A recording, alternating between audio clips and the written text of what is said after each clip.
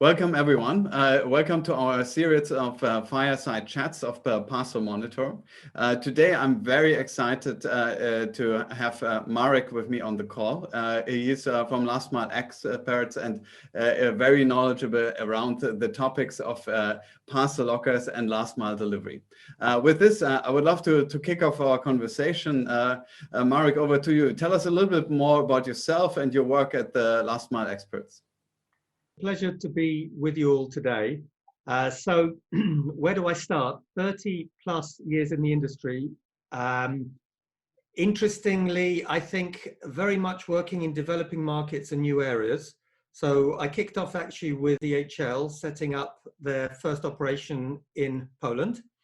Then I had an entrepreneurial spell where I set up my own business, which grew to be quite big. And up until very recently, it was the #1 domestic carrier in Poland under the DPD brand, roughly 400 million euro business.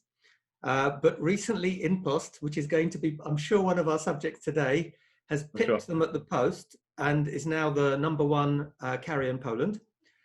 Spent about 14 years with DPD Group and was responsible for most of the countries in Central Eastern Europe. And my region, I think at the end, had 16 countries. At which point Amazon said, hey, do you want to be part of our startup team for Amazon Logistics? And I thought, well, that sounds pretty sexy. I said, yes. Mainly in Europe, but a little bit now in North America. Unfortunately, not much in Asia yet. We do anything last mile. One thing that is relevant, I think, for today is we were the guys who advised Advent when they made the first InPost deal. So Advent the bank now, and we had our little brick in the building that as it were, was built for them. I'm sure they're very happy about this this piece of work that you've done back in the days after what happened last week. Let us come back to that maybe a little bit later. But I think the first question I had for you is last mile has changed dramatically over the past year with COVID coming in. What are the most important things from your point of view? How the industry has evolved in the light of the pandemic? Arne, that first of all, what the pandemic has done is it hasn't made a revolution, but it has just speeded up changes that were happening anyway.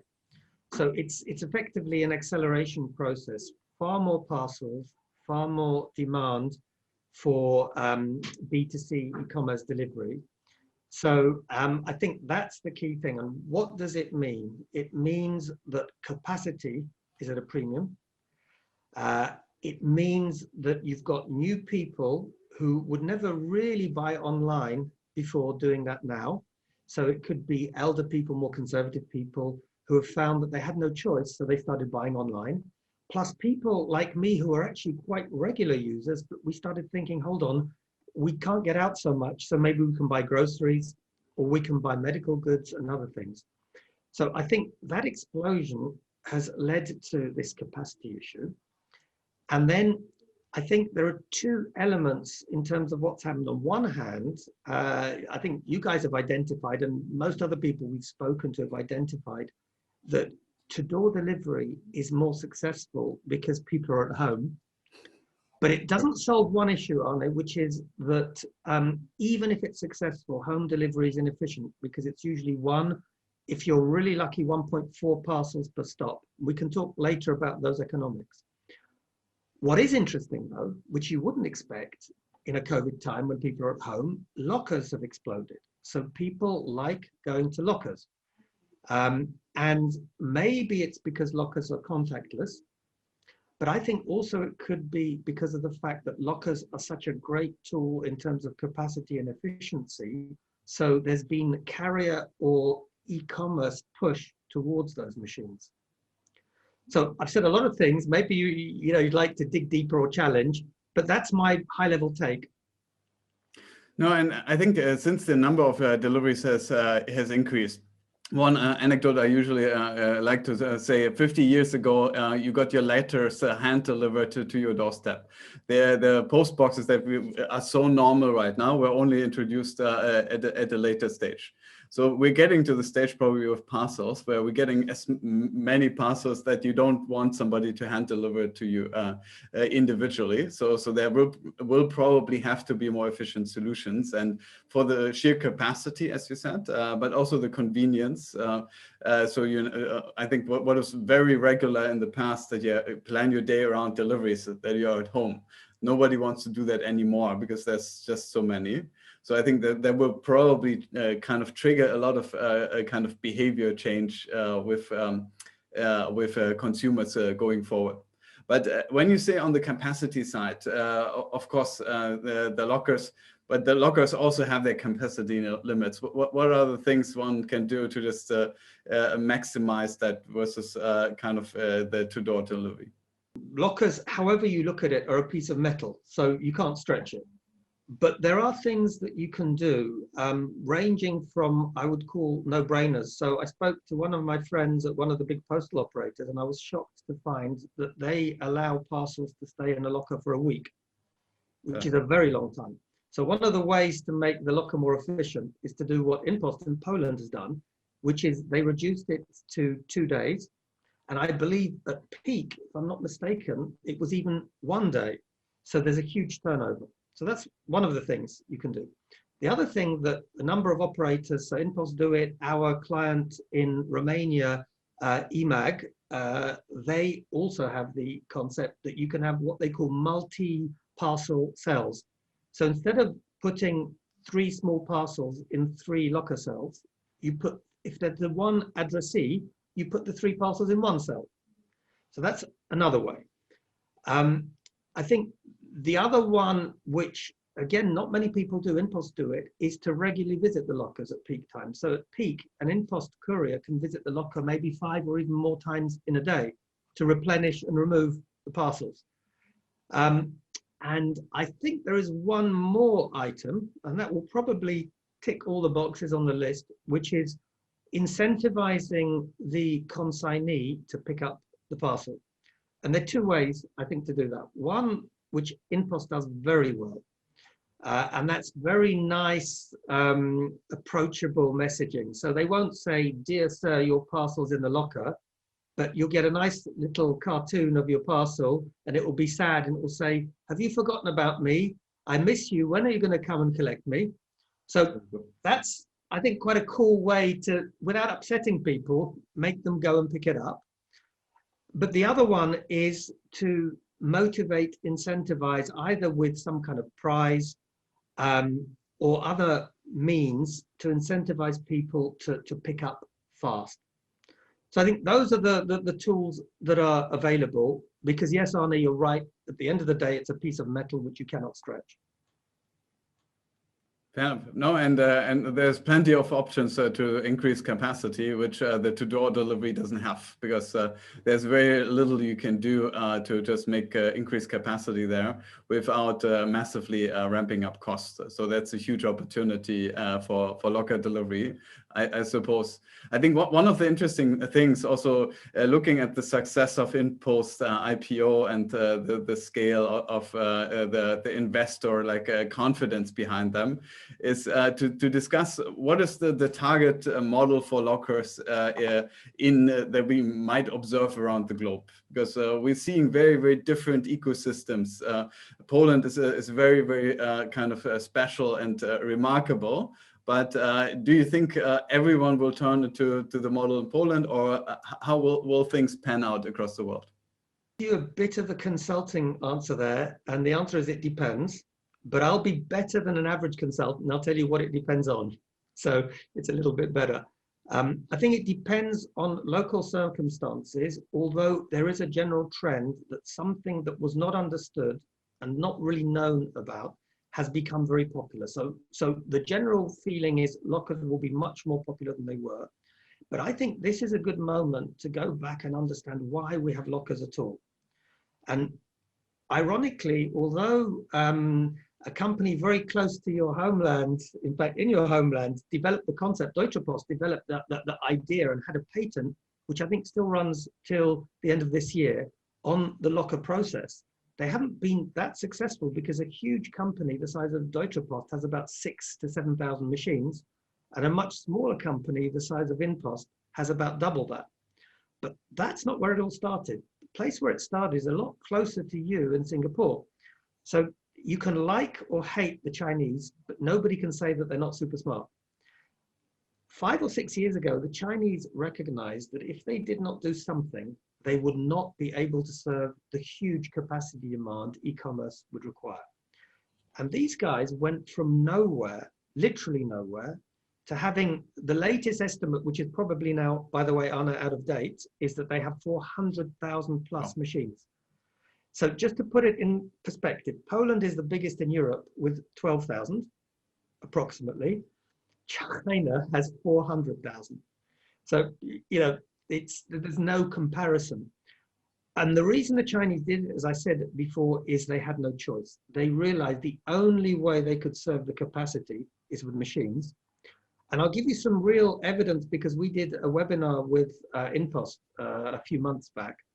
And if I remember correctly, they were saying that a route served by Parcel Lockers was at least, I think, 3 to 4 times more productive than a traditional courier route. And the reason is very simple. When a courier goes to your home, he has to navigate to a private address, which is not always as intuitive as a locker, because a locker effectively is like a B2B address. It's in a fixed place, usually with good parking, good visibility, and it doesn't tend yet to move around too much. So it's very easy to get to. Finding, you know, a home address, and God forbid if it's on the 30th floor of a block of flats and you don't have easy access and you don't have easy parking, they're two completely different things. And then finally, you get to the 30th floor and you find that the consignee is not there. So for all of those reasons, I think lockers are efficient. And then perhaps the final, I'd call it the double whammy, is that an efficient locker company will be delivering several tens of parcels per stop to a locker, as opposed to maybe 1, 1.2, 1.3 to private address. So for all those reasons, you know, the writing is on the wall. The places typically where lockers do not succeed are where the network is badly managed. And a very interesting case study would actually be an InPost one. In Poland, they had the right model, the right density of machines, the right locations of machines. It's been an amazing success. The same company in the UK had too few machines in the wrong locations and wrongly dispersed, and it's been a complete failure historically. So I think it's more about how people implement and how the players approach it rather than a country liking or disliking lockers. Very much. Okay, very interesting perspective. One question I would have is, particular in this part of the world, in countries with kind of which may not be as developed, there's a discussion around pickup and delivery points. So you have small stores that could essentially do the same job of kind of holding parcels and dispersing them to end consumers. Do you, in the future, do you see that as a kind of complementary model, as an alternative, or is one of them just an interim state to the other? So what's your view on PUDO points? Well, I have to start by saying that actually not all countries near where you are so underdeveloped, because I had the pleasure of doing something in Singapore recently, and I have to say that Singapore is really rather well developed. But yes, in the less developed places, but not only, there is a role for PUDOs. I'm a fan of military history, and for me, PUDOs are like infantry and lockers are like tanks. The two are complementary. You can use them separately, but you don't get the full benefit. And I'll explain what I mean about that. A locker is quite expensive to put in place, and even with new next generation lockers that don't require electricity, it's not something you do like this. Whereas a PUDO, if you have a good system and a good app, which effectively just requires a smartphone or tablet, can cost as little as $250 or $300 to set up. So very quick to roll out, very quick to get coverage. You can learn from the PUDOs and see where the demand is. And where you see that the demand is high, you put in a locker in a proven place where you know the parcels are needed. But you can still keep the PUDOs around, because a PUDO as I said, is very cheap. It can be complementary if the locker's full. And one other thing, at peak time, we discussed the issue earlier that a locker is a piece of metal. A PUDO isn't. And within reason, you can put more parcels. So quite often what happens is at peak time, certainly it's the case in Poland, a PUDO will perhaps get paid a slightly higher fee in return for having slightly longer opening hours and in return for taking more parcels than they would normally take. So, for me, the two work very well together. Interestingly, a lot of players, even very smart players, don't fully understand how to use them together. So you typically will get a network that is primarily PUDO, or as the Americans call them, access points, or you'll get a network that is primarily lockers. I'm waiting for the smart cookies who find a clever way to put the two together. If you look at Germany, for example, DHL Paket kind of has a network which is comprising of both the lockers as well as the PUDO points. But you're saying the in-post model of only having lockers may not be so flexible in these kind of circumstances. Would you advise them to also come up with a PUDO strategy? To be honest, it's quite interesting. They do have some PUDOs, but not so many. They have, according to my latest estimates, in Poland, I would imagine they have something close to 11,000 lockers and probably about 1,000 to 1,500 PUDOs. My view is they should have more PUDOs. And also the PUDOs are a little bit like the B-class citizen in that network. They should seek to use them more and leverage them more.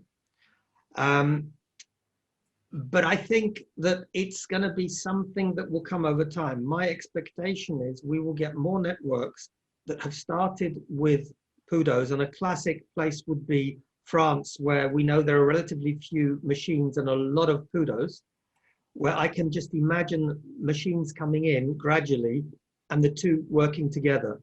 But without any doubt, I would always recommend to use the two together because they are complementary. And one other great thing about PUDOs, we discussed early on in our call that the market is changing very, very fast. The beauty of a PUDO is it's very easy to change it. A few $100s is all you need. A locker is not so easy. So I think that flexibility is also important in what I call the new last mile, where things are changing so fast. If you see the lockers as being the future of last mile, do you see that as an infrastructure that is shared among logistics companies? So if we look at the European setting, where every big logistics company has their own kind of flavor of PUDOs and lockers, most of them are kind of standing in the same location next to each other. So there's a certain level of inefficiency, also kind of confusion for consumers as they don't know where to go and which locker is applicable for what parcel, versus a model that kind of, for example, Singapore has is pushing for, where their lockers are generally a shared infrastructure and every logistics company can use them. So I think InPost, they happen to be like the one player that has all the lockers, but that's more less by design, more by kind of the market dynamics. Which model do you think is going to be the more prevalent one across the world going forward? If I can, I'll kick off with this, which one I think is right. I think without a doubt, the open network is the right one. And chapeau bas to Singapore IMDA for experimenting with that sort of network. They're among the avant-garde, because today we've got something that is being done in Norway by Norway Post. We've got in Salzburg town an open network that's being put in place, and a few other schemes. But generally, up until now, the general vision was, let's keep our network closed. Our network is our advantage. It's our castle. We don't let anyone in. The reason I think that's wrong is the following, and let's take InPost as an example. InPost at the moment have an incredible number of machines. The nearest competitor, I believe, has around about 240 machines, and that's Switbox from Denmark. So 240 compared to about 11,000. There's no competition. Mm-hmm. But if InPost do not allow the carriers, so DPD, DHL, FedEx, UPS, GLS, if they don't allow them to use the network, They are in the cold and they are forced to do something. And I've seen an example. I was just before COVID, I was in Australia doing a strategic session with a company called Hubd.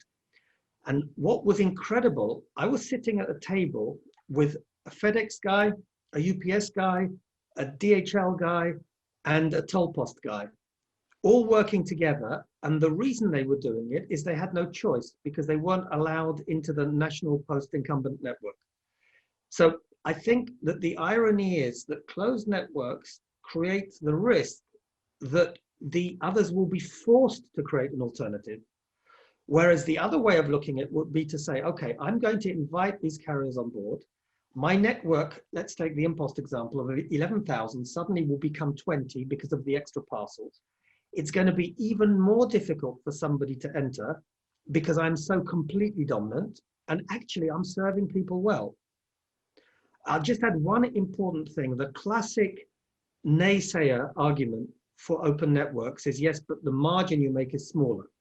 And that's because these guys and girls don't understand, in my opinion, the best modus operandi, both from an ecological and economic point of view. And the only way to run an open network is you have one party delivering and collecting from the machines. It can be an independent party, it can be one of the users in an open tender. But by doing that, you offer an end-to-end service, not just a small fee for using the locker. So there are ways to make it environmentally efficient, economically efficient, and operationally efficient, and keep an open network, which is win-win for everyone.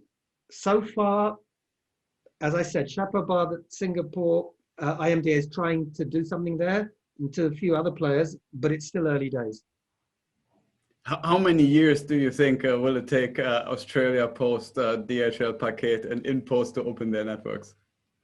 Now, that question, Arne, is a bit like asking me how long is a piece of string. I think, it's going to depend on exogenous factors and on governmental influence, because I think this is one of the important things the governments can say to these carriers, guys, we do not want 4 different couriers driving to 4 different lockers inefficiently and unecologically.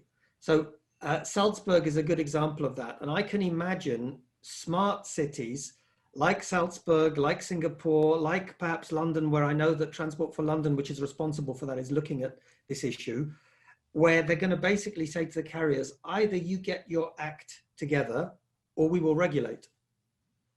So having a government nudging them in the right direction is probably helpful to get further down that path. You mentioned one element is the environmental friendly kind of aspect of locker delivery. That could be one of the key arguments probably for governments to intervene. Do you have any numbers, any idea on how this kind of pans out from the environment point of view? The latest data I have is actually from the biggest player in Europe. So in their prospectus, InPost were kind enough to give some real data. And what they said, if I remember correctly, is that for an urban locker, the carbon footprint will be about 1/3 of the normal. It gets interesting because for a rural one, it could be as low as 10%. Okay. So there's a huge eco benefit from using out of home. And to be fair, lockers are probably the best because of the capacity, but PUDOs also work in that way. So any kind of aggregation of deliveries probably have those benefits, less driving involved, and of course, less effort for the supply chain to deliver the service. One question I have is around, okay, right now, if we look at the lockers, they very much look the same across the globe. So it's all like, I would say, kind of same height, same size, sometimes a little bit more weather resistant than others, but essentially looks like the same machine. Do you expect a lot of innovation in that? Will the machines become bigger, smaller? Will they be more kind of more technologies in there? There's some innovations that people want to put letters in those lockers as well. What do you think, how are those machines going to look like in 10 years from now? I think that's a very good point, Arne, and there is a lot of innovation at the moment. And I'd say there's 2 directions. One, in my view, is a good direction, which is what I call the next gen locker, which is effectively a locker without the need for power. So you have a battery. My friends at Switbox were trying to convince me that the battery will last 10 years. And I've bet a big bottle of vodka with them that it won't. But frankly, even if it's 5 years, it's still an amazing result, because you save all of the cost and the complexity of having to have an electrical connection.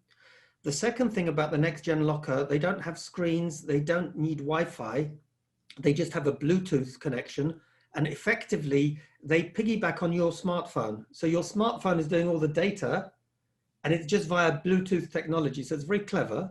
It's cheaper and simpler, easier to install. So I think that's one direction.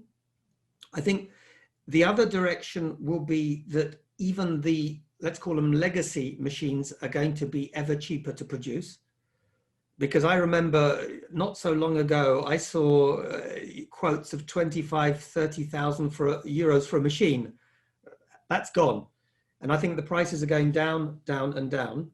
But I have to say, I have my personal favorite for what's going to come, and it isn't the residential box. I do believe in what I call residential parcel lockers. So for example, in a large dwelling where you have multi-living, as it were, a number of people living, I can imagine having a residential parcel locker, but not a single box, because that's not efficient. But what I do believe in, particularly for rural areas where you have individual homes, perhaps with garages, are smart locks.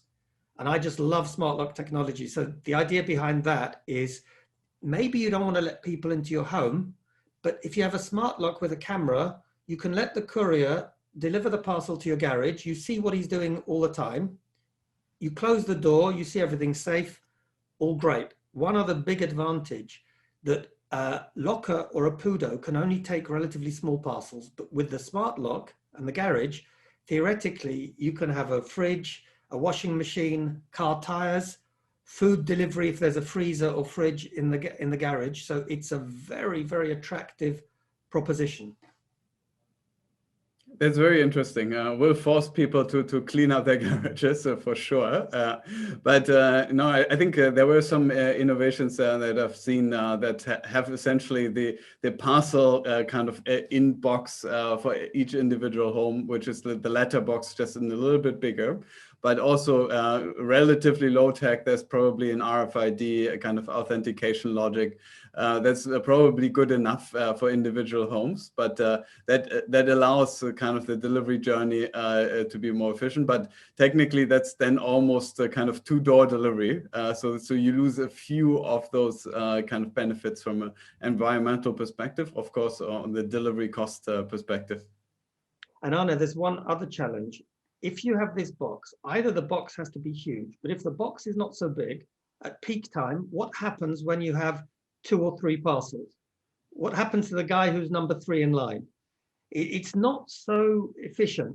So my personal view, and the other thing, Deutsche Post actually pioneered this idea. I can't remember how much, but there was a small monthly fee to have this box. And it wasn't a success from my understanding, simply because of the issues that, A, is the box ever big enough? B, who has priority to use the box? C, not everyone wants this ugly thing on the front of their home. And finally, not everyone wants to pay for it. And I would add, you don't want to have a DHL box, a GLS box, a DPD box. So as long as it's not an open network, I think it's not attractive for customers. As soon as it's an open network, they may be more inclined to support such a use case, I believe. Do you know what, Arne? If you have a smart lock, you achieve the same. And a smart lock, the cost of something like that at the moment is going down. We're probably talking about, with a simple camera, something in the region of 300 to 400 euros. So it's not such a big expense.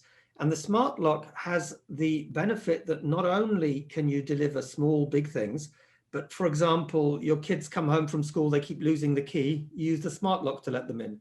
You have a cleaner, you don't really want to give him or her the key, use the smart lock, etc., etc. You forget your key, which I have done in the past. You don't have to smash a window, you use the smart lock. Fair enough. No, I think that's a very useful technology, which is very much to watch. I think it would be great to see also how delivery companies can embrace it. But it essentially, again, it is a two-door delivery, maybe a little bit smarter, but I think great to see how this market evolves over time. Marek, thanks a ton for kind of this chat on the future of Parcel Lockers. I think we all agree that this is where the future lies. We can discuss how long it will take to get there, but I think it's great to be in this space and operating to see more and more of those Parcel Lockers being deployed, not just kind of in Poland and Singapore, but across all the other markets. Marek, thanks a lot. Thank you, Arne. Thank you, everybody.